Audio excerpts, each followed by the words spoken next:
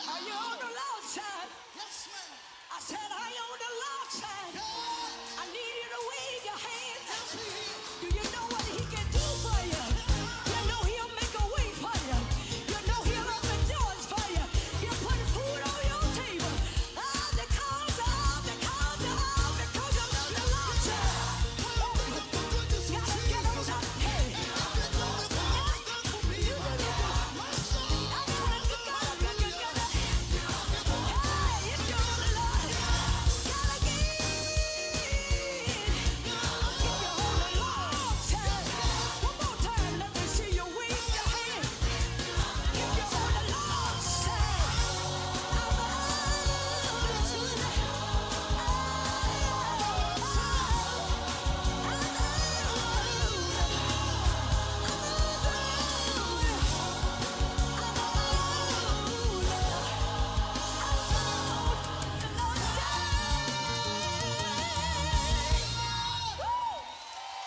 Say again.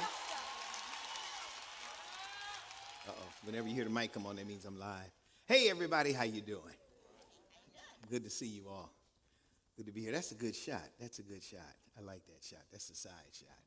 That's my profile. Oh, man. I was getting ready to make my profile. How's everybody doing? Everybody good? Good to see you all. Good to be with you. And so sorry that I wasn't with you last week. Of course, you know why. My foot. I didn't mention that at 11. I thought I mentioned that at 11. Did I mention that? I mentioned 8:30. Oh yeah. Yeah. No, not last week. Oh, today. But last week I was. Last week I was like this. Last week. Long story. Yeah. I'm not trying to tell the whole world. I'll tell y'all, but I don't want to tell all. Okay, I'll tell it. They think it might be gout. Okay. Everybody, I thought I said that, didn't I? I didn't tell y'all Sunday. I didn't.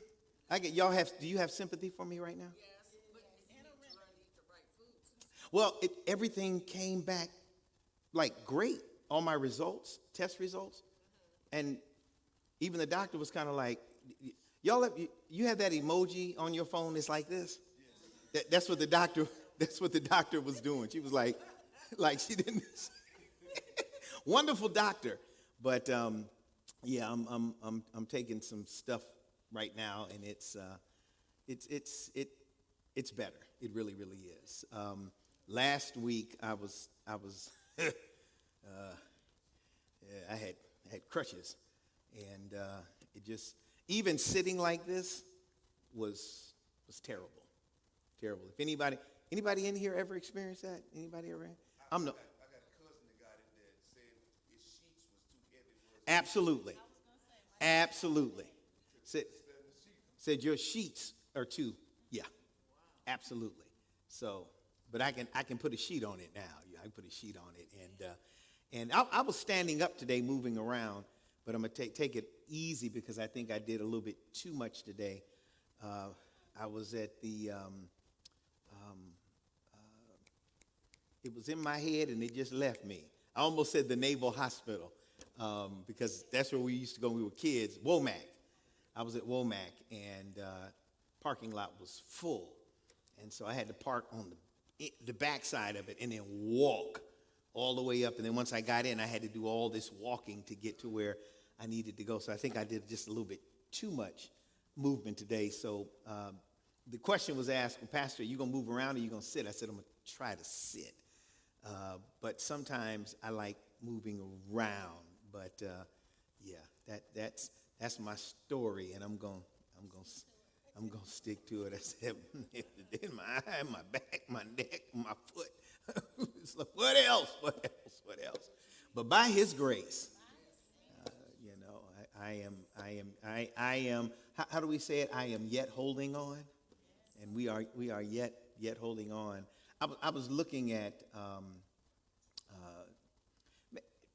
made me think a little bit, just some real talk, right? Some real conversation.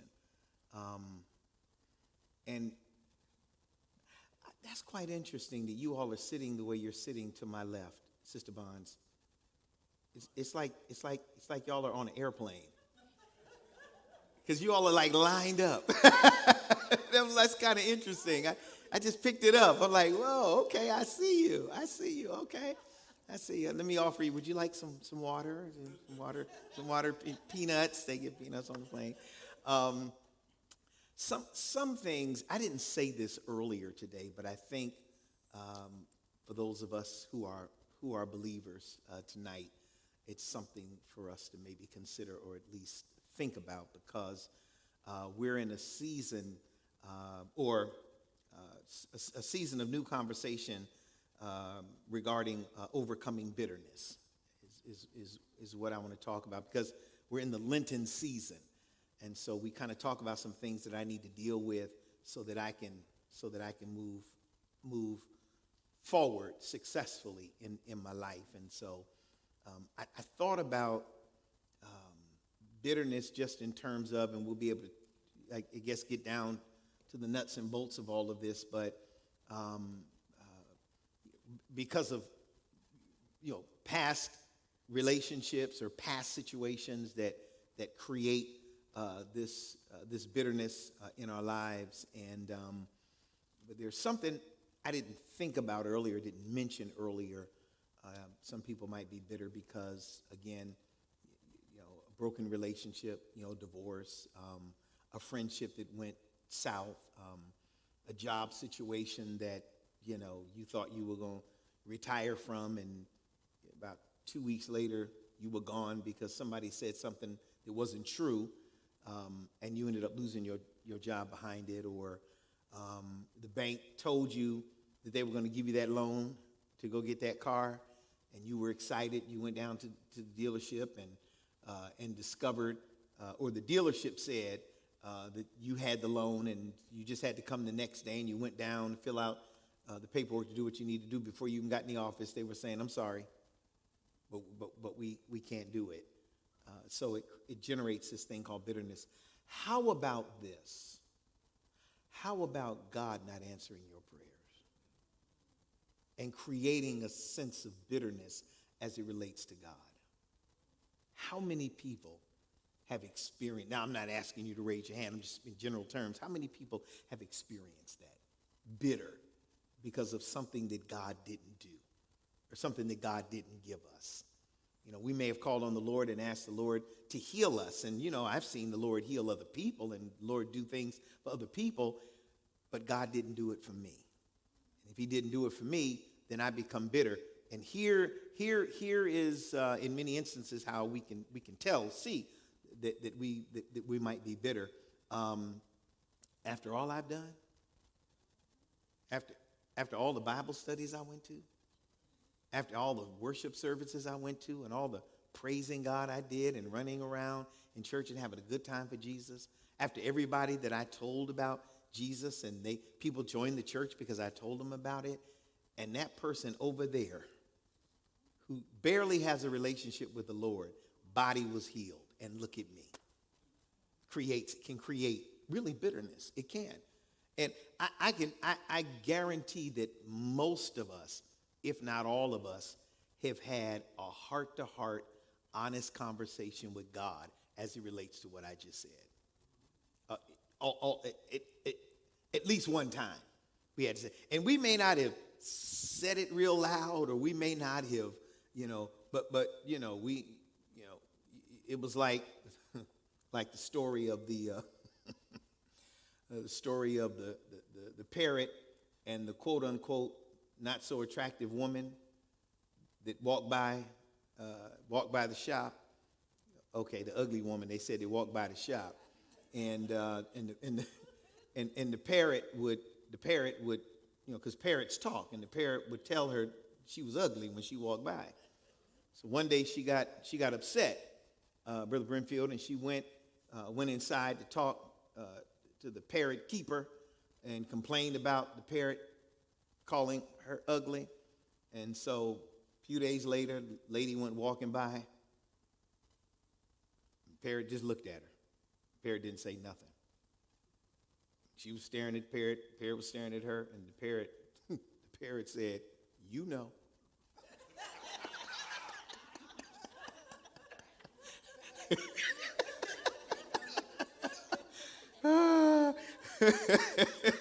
So sometimes our conversations with God are a conversation.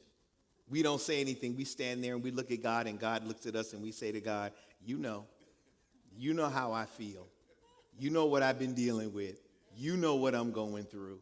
But yet and still, here I am in this same predicament. And it happens.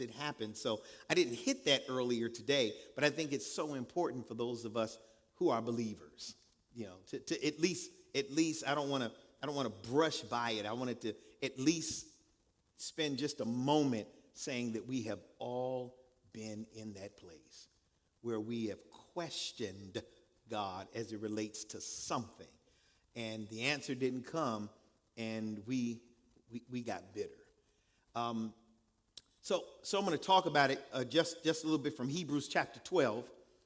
Hebrews chapter 12, and I want to read 2 verses, and maybe as we kind of look through this, I may expand on it a little bit.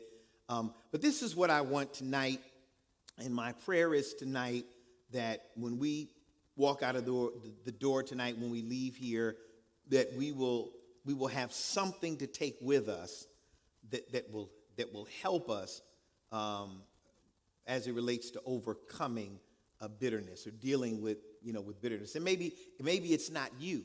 Maybe it's somebody in your family. Maybe it's a relative, a niece or nephew or child, a grandchild, a brother, a sister, a coworker, someone that we can at least have some conversation with about overcoming bitterness.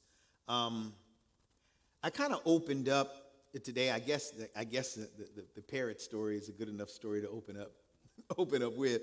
But I shared a little bit earlier today. I said that a rattlesnake. Anybody know anything about a rattlesnake? Heard of a rattlesnake? In this part of the country, they have black. What do they call them? Black. There's black snakes, but what's that other black snake? Water moccasin and copperhead. I was told, and when they told me that, I was ready to get in my car and drive right back to New Jersey. Because one thing I don't like is snakes. I just don't. I just don't.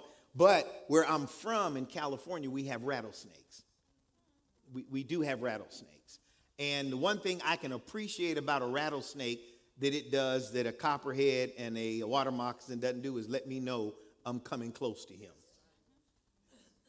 That rattlesnake start hitting that rattle, and that rattlesnake can be way over there at that door, and it starts to, and I'm moving in that direction. But I might just accidentally walk up on a water moccasin or a copperhead. But a rattlesnake, one thing that I learned about a rattlesnake, that if a rattlesnake is cornered, it becomes angry, it will bite itself.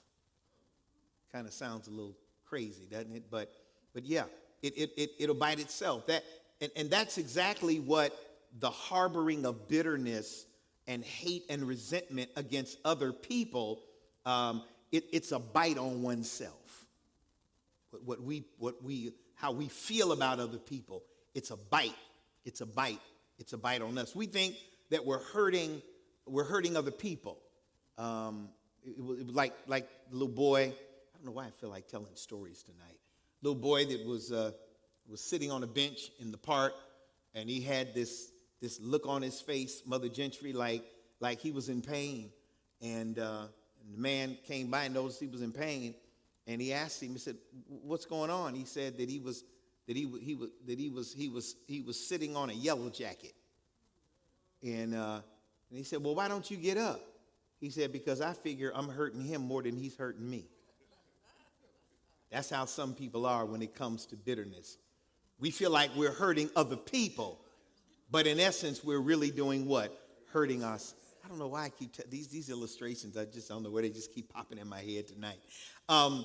So we think we are harming other people, in holding bitterness and hate, but the deeper harm, and I like the operative word is deeper, the deeper harm is really to ourselves. The deeper harm. Look at somebody, say deeper. Deeper harm. Deeper harm. Deeper harm. No matter how long you nurse a grudge, it will never get better. No matter how long you nurse it. What does it mean to nurse something in your mind? Anybody know about nursing something? Yeah. No matter how much you hold on to it and cultivate it and spend time working with it, it is not going to get better. The progression to becoming emotionally bitter, and I'll get to the text in just a minute, is much like the progression. I used this illustration earlier as a small child. It's the progression of a small child, right?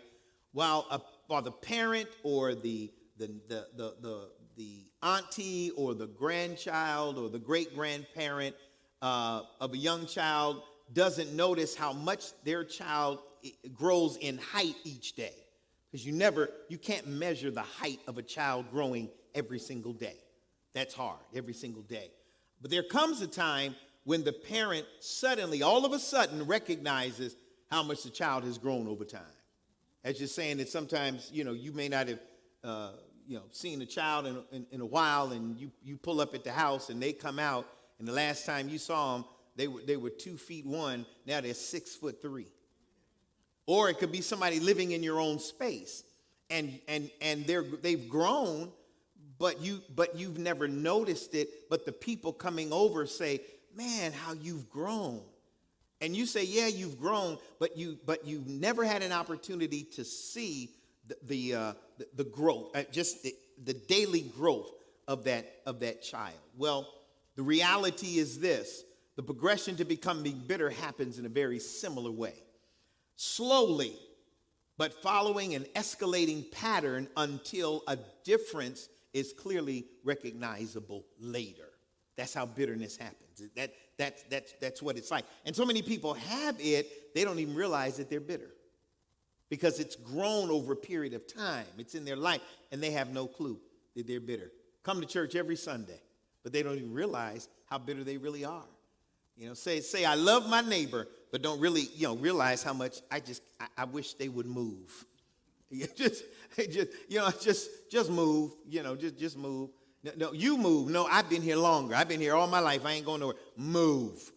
But it festers. It grows. It really does. I said earlier today, I used to always wonder, Sister Bonds, I did, but I guess I understand now why, people can be in a place with so many seats and not sit next to each other, but I figured it out.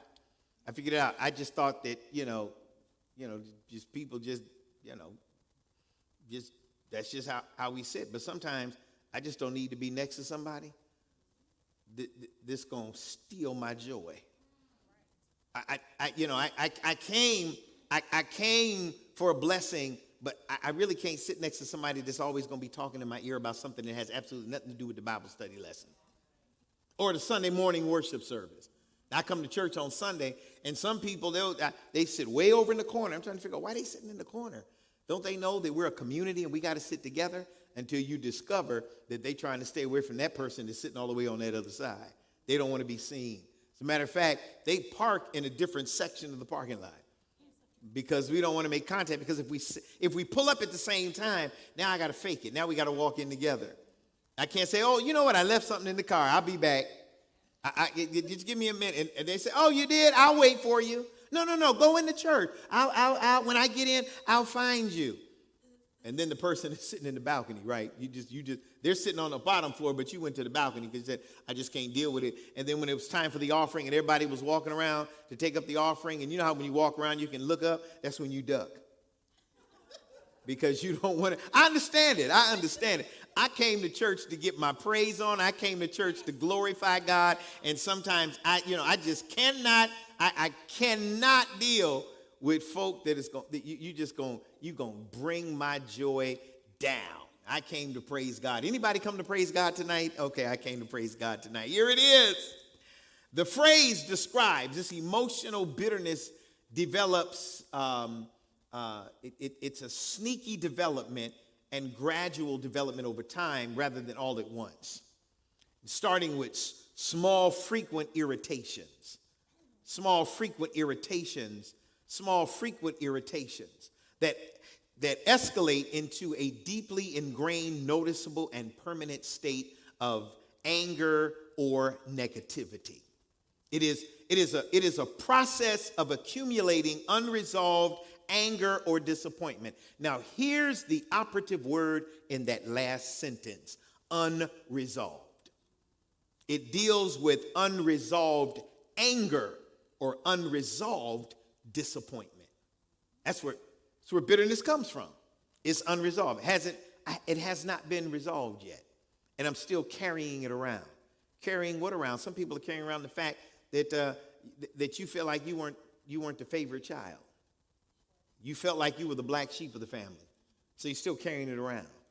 Still carrying around, again, the fact that the relationship fell apart and you feel like it had everything to do with you, but it had nothing to do with you. It was about them. But you feel like it was your fault, so you're carrying it around. So people carry around a lot of drama. They carry around a lot of stuff. And so it is my task, as we've all find ourselves from time to time carrying stuff around, to help us overcome what we call bitterness, right? Overcoming bitterness. Matter of fact, I need you to look at somebody right in the face, say, it's time to overcome bitterness. Just tell them it's time. It's time to overcome bitterness. Matter of fact, get real loud, even if ain't nobody sitting next to you. Look at the seat, say, see, it's time to overcome bitterness. That's what I'm going to do. I'm going to overcome it. Yeah. Long lasting. It's long lasting. Bitterness is can be long lasting. And watch this. It's toxic. It's toxic, right? It's emotional state characterized by an inability, watch this, to forgive. Bitterness stays because of my inability or my lack of willingness to forgive. A victim mentality and a negative or pessimistic outlook on life. You know people like that? Just every time you want to run. Every time they come, you want to go in the opposite direction because how you doing? Well, since you asked, yeah, it's one of them days. My knee hurt. My back and my neck. They getting on my nerves. Yeah. I mean, you want to go in the opposite direction. Just their outlook on life is all of that. Matter of fact, their outlook on life is that before they don't even have to open up their mouths. You can see it because we wear it on us. Look at somebody, say, we wear the mask. Oftentimes people wear the mask. They wear it. Yeah. When a person becomes bitter, the most obvious effect, watch this. When a person becomes bitter, and I'm still in the Bible. I'm in the Bible because this is a conversation that Paul has as it relates, Hebrews. So you often look at somebody, say their mood. It's their mood. I just kind of talked about it a minute ago. Their mood. Again, I told you can see it a mile away. Their mood. You can tell a mile away. You can see it a mile away. They don't have to say anything to you. All you have to do is you can see them walking around the corner. It's like, oh Lord. And you have to be like Iron Man. You ever see Iron Man? Iron Man, Marvel characters. Anybody ever seen my Iron Man in here? Anybody ever seen Iron Man? You know what? You ever see when Iron Man? There was one show where Iron Man was falling or was pushed out of a window, and he was falling. All of a sudden, his suit came after him, and the suit wrapped itself all around him, and all of a sudden, instead of falling to the ground, whoop, he took off. Sometimes people wear a mood on them, just like that suit that Iron Man wears, and you can see it a mile away. That's what bitterness can do to us. Do you know that bitterness over a past broken relationship can keep you from moving into a new relationship? Bitterness. Everybody's not the same. They're not. They're really not. So in order for you to move forward into a new relationship, whether it's a dating relationship or a friendship, because sometimes friendships can be the same way. We can be hurt and we become bitter because somebody hurt us. We thought one thing and it was something altogether different. We've all been there. All of us have been there. Everybody in this room has been there at least one time in your life. Here it is. I want to share this because I think it's important. Talk about it affects somebody's mood, being bitter. Specifically, the bitter person's baseline mood is often one of three things: anger, disappointment, or they're irritable. One of those, that's baseline. Their baseline mood is going to be either angry, they're going to be disappointed, or they're going to be irritable. Angry. Every time you say mad. Mad about what? Nothing. Reminds me of God rest her soul. I had a member one time, and I was doing one of my pastoral visitations to see her, and Sister Bogan, she was in the bed, and myself and the deaconess, we were over there, and she was just a hollering. She was hollering, and we thought we were in pain, and so I'm, as a pastor, I'm going in and I'm trying to offer, the kind of comfort, when somebody's in pain. And so her daughter was in there, and her daughter said, Mama, why you hollering? She said, I don't know. So of course, I had to work that once I found that. But some people, they're angry, they holler, mad. And then people, here comes disappointment, just disappointed, and then irritable. People are irritable. You say something, and here you are. I told you I was gonna get off of this seat. Here you are, and this is a terrible thing to have to do. You have to. What do they call that? Because this is Bible study. When you have to walk on eggshells around them, because you don't want them to be like Queen Latifah and set it off. You don't want them to set it off. And so, yeah, I mean that's a terrible place for one to have to be in, And sometimes we might be on one side of the fence, but oftentimes we're on that side and we don't even realize it. There's some people they're just irritable, they don't even know it. Some people that always walk around with a disappointing spirit, and they don't even realize it. There's some people walking around, they're angry, and they don't even realize it. Because remember earlier we said bitterness it's like that child growing up. You don't notice the every day, that height. We used to do this. My kids never did this, but I remember growing up, we used to get up against the wall and mark it. And then we'd go back and stand up and see if we were a little bit taller. Mark it. Or you mark it and you hold your hand and notice that you haven't, some of us. But you understand what I'm saying, right? Okay.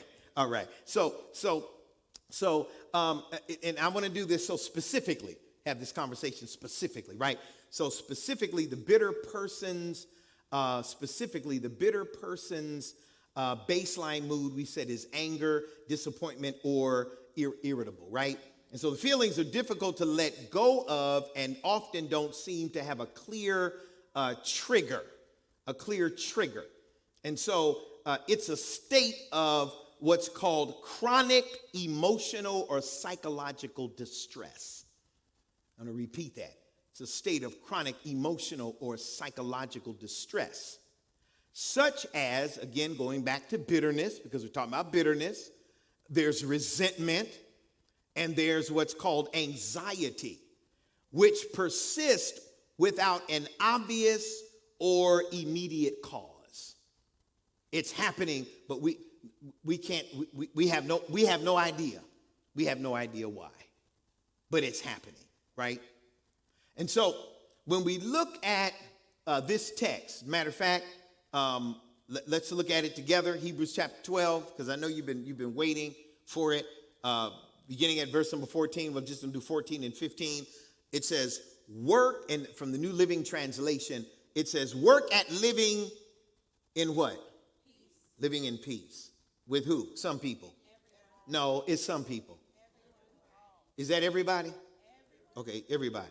Does everybody mean everybody? Because it's in the text. Live with who? Everybody. Everybody? Do we agree it's everybody? So even that person that's crazy? Okay. The reason why I say crazy is because there's another piece of the conversation that says bitterness for real, can turn into insanity. That's real talk. I may speak a little, I may touch on a little bit of that tonight, or maybe give you a little bit more of it as the time goes on. But it's true. It turns into what's called insanity. And sometimes when we see insanity, we just think, oh man, they crazy. Just out there crazy. But a person can be insane and have an intelligent conversation with you. You missed what I just said. I said they can be insane and just care. Hey, how's the family doing? Everybody doing okay? Oh, great. Job is going well. Everybody's doing good. Just got my raise and we getting ready to go on vacation. All right, we'll talk to you later. Have a wonderful day. And you have no idea that it's there. And another thing that happens that we're going to talk about, I just start reading the text and I just start jumping right in, that it becomes venomous. Bitterness does. That if you're not careful, like I was sharing earlier, when I had my physical a couple of weeks ago, the doctor started asking me about my updated shots. They wanted to know, because they wanted to know, did you take your updated COVID shot? Did you take the pneumonia shot? Did you take there's another one, the flu shot? And I've been taking those for a long time because my doctor have always felt like, because I'm a pastor and around people all the time, that you need to do. So I was good with it, Sister Bonds. I told them all of that, all of it. They even have the shot now because of what's this that's back out again that folk used to get shots years ago, and it's all coming through South Carolina. Measles.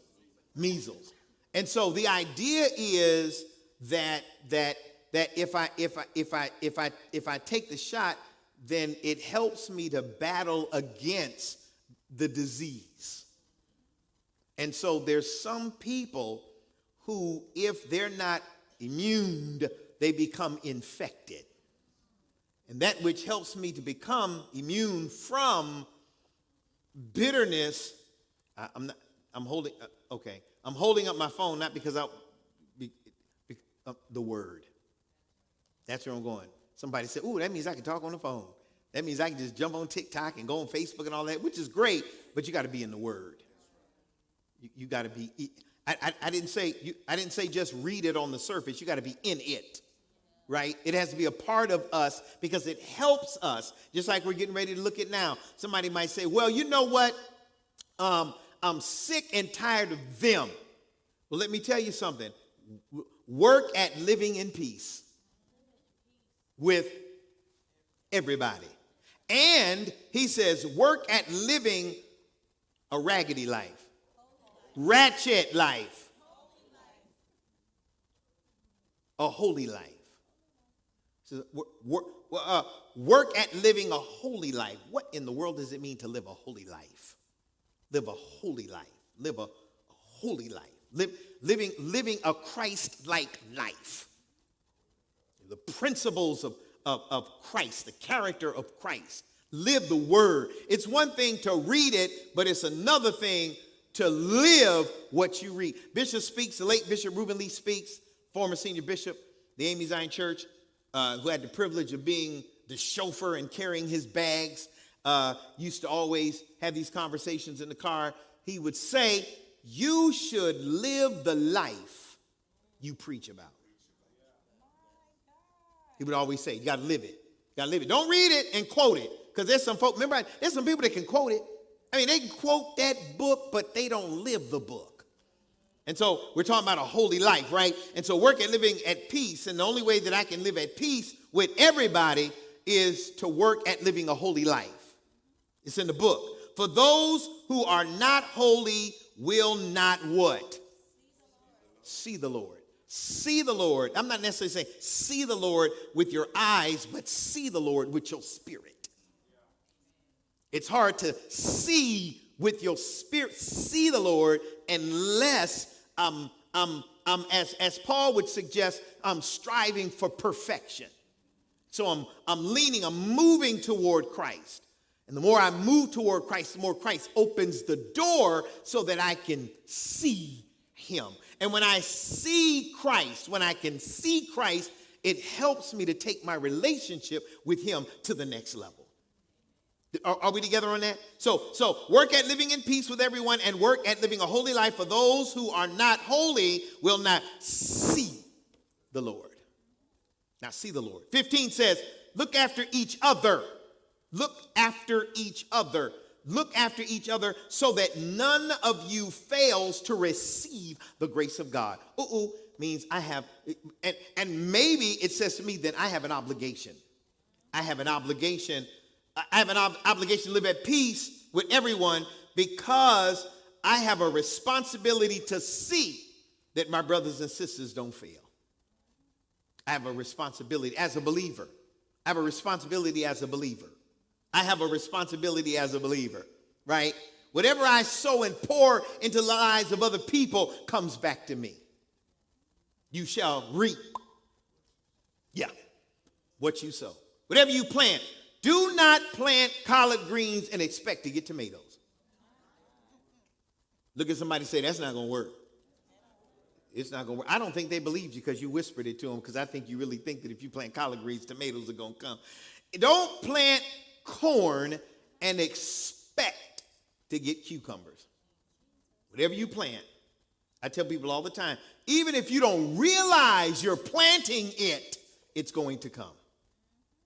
That's why it behooves us to stay connected to the vine, because being connected to the vine helps me in my walk, in my relationship with God.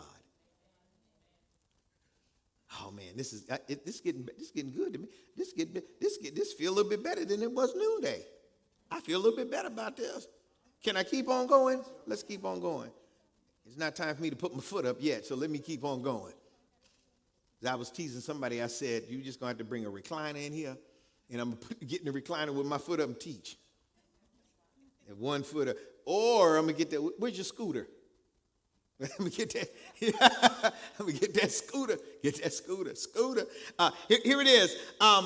Look at each other so that none of you fails to receive the grace of God. Look after each other, rather. Watch out that no, I love this. What's that word after that? No what? Poisonous does what? Poisonous root of what? Grows up to trouble you. So if it corrupts me, then or if it troubles me, it corrupts other people. Whatever comes to me, and that's what I was talking about a little bit earlier about infecting other people. I used to, and you've seen this before, just in ministry in general, wherever you go, you can always tell the type of ministry, when I say ministry, local ministries within a congregation where there's problems based on what people look like. If they look mad, there's a problem in that ministry. Because if the leader has lost it, so has everyone else. And oftentimes they don't even understand it. I'm talking about the people in the ministry. Because what happens is, again, they've been infected, and when they're infected, they begin to follow in the same pattern and likeness of the person who's leading them. Can I talk about Bishop Speaks again? Bishop Speaks used to say, a church can grow no higher than its leadership. Man, I wish I could preach that right now. Y'all gonna make me shout. Up in here, up in here. Watch out, the back part, that's the B part. That's the B part. The B part says, the B part of verse number 15 says, watch out that no poisonous root of bitterness, somebody needs to write that down, root of bitterness grows up to trouble you. Because if it troubles you, it's going to corrupt other people. That's powerful. It's Paul's conversation.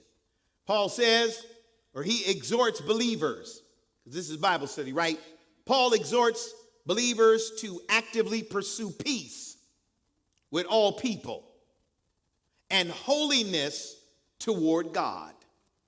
Essential for seeing, remember we talked about it earlier, seeing the Lord while cautiously ensuring no one falls short of grace by allowing a root of bitterness to cause defilement. A root of bitterness causes defilement. What is defilement? What is defilement? Anybody know what defilement is? You know what defilement is? Get your phone, Google it. What's defilement? So somebody Google, what is defilement? I don't know. What's defilement? I need some help. What does it mean to be defiled? Defilement is defilement.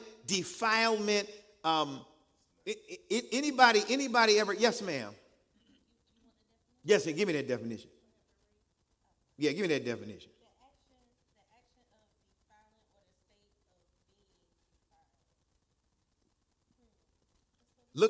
Look up defile. Look up the word defile. And see what that says. Say it again. Yeah.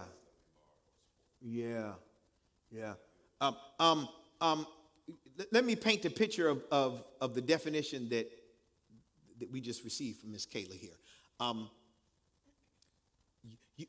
Have you ever, don't tell on yourself. Don't do this. Have you ever not cleaned your shower for a minute? And there's some stuff in your shower that's down in the corner. And they call it, matter of fact, if you go to the store, you can get some stuff, it's like scum cleaner. Defilement is like that stuff. That scum that's in the corner of the, okay, let me help you. Y'all not feeling me on that? Let me help you on it. Go to a hotel, check in. Do like I do, and I know you do this. You start walking around the room. I go in the bathroom. I'm checking out the beds. I'm looking. I'm even looking to see. They got cameras in here. Let me see. They got cameras in this room. I'm looking. And I'm telling you, I'm so if there's a piece of hair in the sink, I lose it. You take them nice, full, clean a bath towel, and you open that thing up, and there's hair in it. I lose it. That's what I was looking for that word. Disgusting. I was looking when my son was little. Dad, that's musgusting. Musgusting. Yeah, just disgust. So do you understand now when we're talking about, what was that? Was it defilement? What we're talking about? Imagine that and picture that. Take a look at that and picture that. Let's keep on going. So the Greek text, it emphasizes energetic, ongoing effort to maintain communal harmony and spiritual purity. Right? That's what we're seeking. That for those of us that experience this bitterness, I'm trying to get to a place where I'm maintaining communal harmony and spiritual purity. Because really, you see it in the verse, you see communal harmony. Why? Because he says, be at what? Peace with what? With everyone. Is that what it says? Y'all got real quiet on me. Do you still see it? Let's put that back up on the screen again if we can. Verse number 4, I think it's 14. Work at living in peace. That's your communal harmony and with everyone, and work at living a holy life. Holy life is spiritual purity. So what Paul is suggesting is that we have to maintain communal harmony and spiritual purity in order to overcome bitterness or to deal with bitterness. The root of bitterness in Hebrews 12 and 15 refers to, poisonous inner attitude. Notice I said inner attitude. Because people that are nasty outwardly are because they're nasty inwardly. Did y'all hear what I just said? I mean,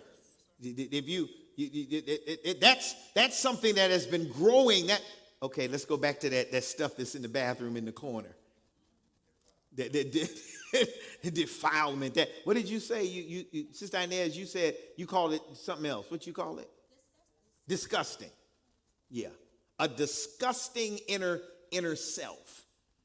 Says that inner attitude is one, Sister Morrissey, of resentment, anger, or spiritual apathy. And it stems from nursing. I like this. You're going to love it. It stems from nursing past hurts. Did y'all hear what I said? There's some people that nurse past hurts. They're not trying to get over it. They're nursing it. Okay, y'all, I just knew I got about 6 people I felt in my spirit in this section right here. They were ready to jump up and say, "You preaching now." They said that stems from nursing past hurts. What does it mean to nurse something? Going back to nursing.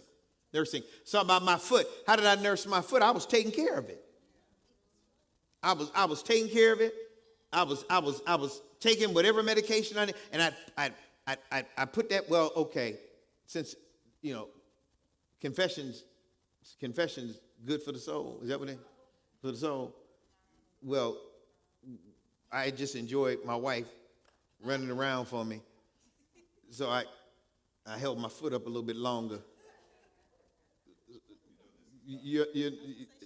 Cut the feed.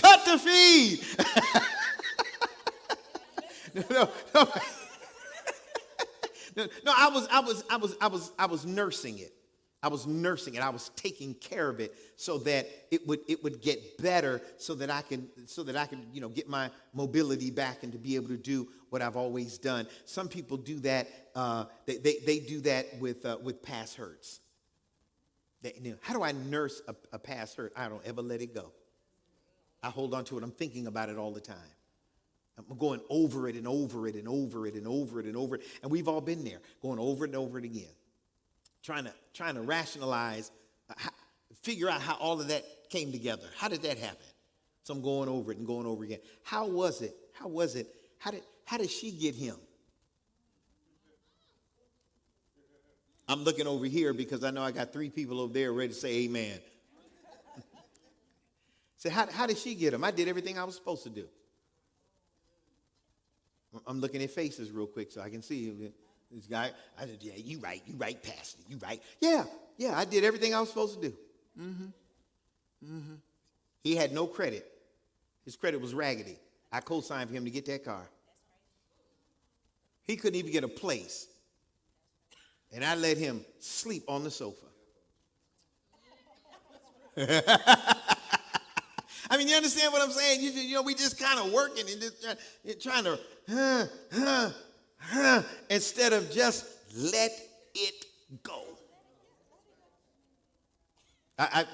This is a different group. This is a different group. This is a saved group tonight. Y'all a little bit more saved than the people. Now y'all a little bit more unsaved than the people earlier. So I said, you gotta take the words of the prophet Luther Vandross and say it's over. Okay, when I said that noonday, they were kind of like, huh? Like they were like, we ain't ever, huh? What you mean? I said, y'all don't know that song? Man, most of y'all in here said, now. It's over. It's over. And when it's over, he's trying to get it to us. No, that ain't it. Oh, yeah, that's it. No, yeah, that's it. I didn't get the beginning at first. Y'all familiar with that?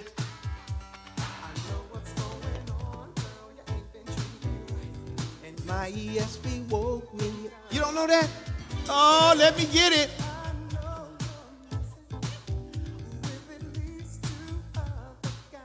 Y'all don't know that?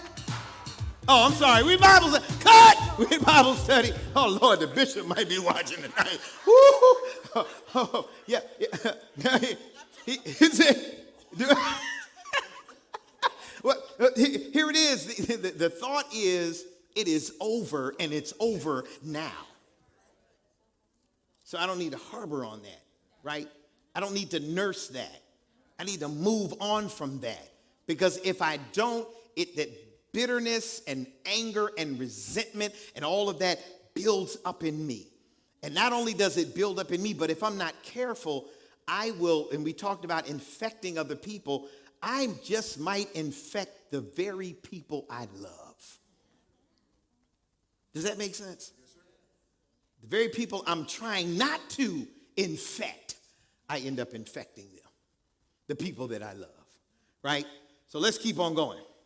So it stems from nursing past hurts, which then grows to corrupt, divide, and trouble a community. Ooh, not just a people, a community. Remember we talked about, and I wish I could use it and bring it in as an example, but I sure wouldn't want to waste all that good fruit. Bring in a box of oranges that are rotten. And the only reason why the box is rotten, because one started out with one. And that's what I was kind of talking about earlier. You can have a ministry called the ABC Ministry. And the director of that ABC Ministry, brother and sister ministry, who are directors of the ABC Ministry, are bitter. And because they're bitter, that same bitterness has infected the entire ministry. So now the whole ministry is walking around and they're bitter. Misery. Y'all teaching my story tonight. It loves company. And so here it is. Remember, we talked about community. And so it grows to corrupt, divide, and trouble a community, potentially causing people to fall away from God's grace. I do not want to be responsible for causing anybody to fall from God's grace. You missed what I just said. I can, you can, we can cause people to fall from God's grace.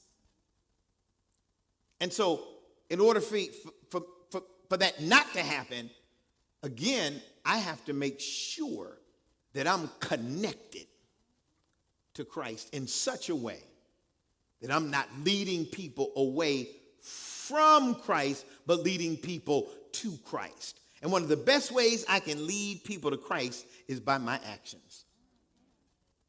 Not by what I say, because I can say I love you, but demonstrate how much I hate you. It happens to people all the time.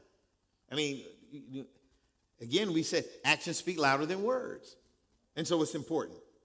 It represents really a sleeper sin. A sleeper sin. Somebody should write that down. A sleeper sin.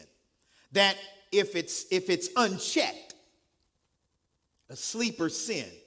You know, that's something that's going on. We call it a sleeper. You don't really see it. You don't really see it happening, but it's happening. And I'm walking around, you know, praising the Lord, but there's something going on in my life. There's something that I'm demonstrating. And if it goes unchecked, then it leads to profound spiritual and relational damage. If what I'm doing is not checked, it will lead to my own demise and also the very people that are connected to me. That matters. That matters. That really matters. That really matters. An inner attitude, because we talked about an inner attitude. Sorry, I'm going to talk about the inner attitude, but my time is up. Inner attitude. I want to talk about the inner attitude. Inner attitude. Inner attitude. Well, I'll just say this inner attitude of a believer is the heart's posture. The heart's posture. It's characterized by a deep internal alignment with divine will. with God's divine will. With God's divine will. How in the world do I know what God's will is for my life? It's for me, and I said it earlier, it's for me to see God. Not with my physical eyes. I always thought one of the best illustrations, and a lot of people, some of you may have seen it, but a lot of people may not have experienced this. But when Neo lost his sight. Neo lost his sight. What was the name of that movie? Matrix. The Matrix. Anybody ever watched The Matrix? They probably had, 3 or 4 of them? And yeah, it's when he lost his physical sight. One of the episodes where the power cables were put into his eyes, and he could no longer see. He could no longer see with his natural eye, but he was able to see with his physical eye, or what the ancients called the third eye. And so he was able to see what others couldn't see. And so when you're able to see God on that level, it helps a door or a gateway to open up so that you can see what God has destined for your life. And so I love that word see. I'm going to deal with that a little bit more when we come back together from a deeper perspective, because sometimes I think we're too busy, as Ra'un Nafir Amin would say, we're too busy trying to develop the Sahu man, what he calls the Sahu man, the natural man, but we have no time to develop what we call the spiritual man or spiritual woman. We're too busy trying to, let me just, from a physical perspective, let me just come in, let me just get what I need to get, let me hear what I need to hear, and let me get up out of here, and I'm good. But it's deeper than that. It really is. Man, if it was that easy to just come up in here and get it, man, we just come up here and get it gone, we good to go. But it requires so much more. It requires so much more. And so one of the things that I want to do as we kind of continue to look at this is take us to a deeper place so that we can it really helps us to see. It opens up the gateway to what God really has in store for your life. And gateways sometimes for people, I think it was the late Miles Monroe who said it like this. The late Miles Monroe, I think it was his book on purpose that looked out at the cemetery and said, I wonder how many people in that cemetery died never fully maximizing their potential. How many? And then what does that mean at the end of the day? What does it mean? What does it mean when I have yet to maximize or to fulfill my potential? What does that mean? So these are some of the things I'm going to talk about as we start kind of dealing with this whole concept of overcoming bitterness. Now, I'm done. So, you know me. I need somebody to tell me what you learned tonight over here, and somebody on this side to tell me tonight what you learned. Just one thing. What you learned? What you learned? Either side. Jump in the water. No matter how much you nurse a grudge, it will never get better. Yeah. If you nurse that, it's not going to get better. It stays right there. So let me help somebody tonight who is holding on to something. It is imperative. It is critical tonight that you let it go. Because if you don't, you're never going to move forward, because that's the roadblock for you reaching your destiny. It's in the way. It's like, it reminds me of this when I went on, how do y'all say it? On post? When I went on post, we used to say on base. Navy, they say on base, on post. Now, I was driving up to the gate, Reverend Adams, and I was getting a little nervous because I know that there's a war going on. So I was getting up there, and I was thinking to myself, oh, when a war is going on, that means that they are on high alert. And so when I pulled up with my Jesus is the way suit on, and I took my ID out like I'm the pastor, and I handed it to the officer. The officer beep, hit that scan, and it said, sir, I'm going to need you to get out the car, open all 4 of your doors and your trunk. I was like, oh. So I got out the car, and there's a line of cars behind me and a line of cars on the other side. I was like this. He said, Pastor Tillett, isn't that Pastor Tillett? Yeah, I was saying that for a reason. I'm talking about protective measures, that I wasn't allowed to get past the barrier.